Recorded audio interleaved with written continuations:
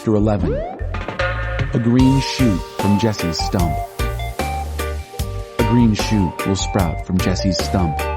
From his roots, a budding branch. The life-giving Spirit of God will hover over him, the Spirit that brings wisdom and understanding, the Spirit that gives direction and builds strength, the Spirit that instills knowledge and fear of God. Fear of God will be all his joy and delight. He won't judge by appearances, won't decide on the basis of hearsay. He'll judge the needy by what is right, render decisions on earth's poor with justice. His words will bring everyone to awed attention. A mere breath from his lips will topple the wicked. Each morning, he'll pull on sturdy work clothes and boots and build righteousness and faithfulness in the land. A living knowledge of God. Listen to me. Listen well. Eat only the best.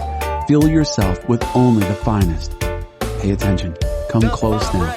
Listen carefully to my life-giving, life-nourishing words. I'm making a lasting covenant commitment with you, the same that I made with David. Sure, solid, enduring love. I set him up as a witness to the nations, made him a prince and leader of the nations. And now I'm doing it to you. You'll summon nations you've never heard of, and nations who've never heard of you will come running to you. Because of me, your God, because the Holy of Israel has honored you. Seek God while he's here to be found. Pray to him while he's close at hand. Let the wicked abandon their way of life and the evil their way of thinking. Let them come back to God, who is merciful. Come back to our God, who is lavish with forgiveness. I don't think the way you think. The way you work isn't the way I work. God's decree. For as the sky soars high above earth, so the way I work surpasses the way you work, and the way I think is beyond the way you think.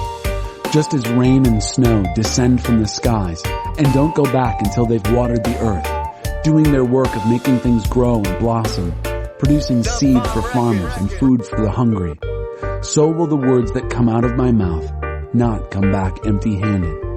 They'll do the work I sent them to do. They'll complete the assignment I gave them. So you'll go out in joy. You'll be led into a whole and complete life. The mountains and hills will lead the parade, bursting with song. All the trees of the forest will join the procession, exuberant with applause. No more thistles, but giant sequoias. No more thorn bushes, but stately pines. Monuments to me, to God, living and lasting evidence of God. This is God's message. The God who made earth, made it livable and lasting, known everywhere as God. Call to me, and I will answer you. I will tell you marvelous and wondrous things that you could never figure out on your own. This is what God, the God of Israel, has to say about what's going on in this city, about the homes of both people and kings that have been demolished, about all the ravages of war and the killing by the Chaldeans, and about the streets littered with the dead bodies of those killed because of my raging anger. About all that's happened because the evil actions in this city have turned my stomach in disgust. But now take another look. I'm going to give this city a thorough renovation, working a true healing inside and out. I'm going to show them life whole, life brimming with blessings. I'll restore everything that was lost to Judah and Jerusalem. I'll build everything back as good as new. I'll scrub them clean from the dirt they've done against me.